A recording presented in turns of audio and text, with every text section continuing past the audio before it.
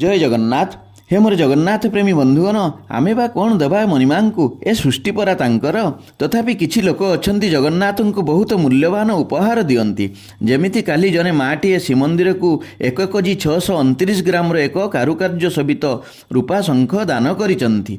तांकर कौनसी मानसिक नथिला। से कहिले 2 वर्ष तले रथयात्रा अवसर में महाप्रभु धरिथिबा शंखटी को देखि तांको मन बळीथिला। महाप्रभु धरिथिबा शंखटी रे कारुकार्य नथिला, मात्र से जो शंखटी तैयारी करिसंती ताहा सुंदर कारुकार्य परिपूर्ण। महाप्रभु सुनावेश बेले याहाकु धारण कले तांकर मन बहुत खुशी हेबो बोली से कहिसंती।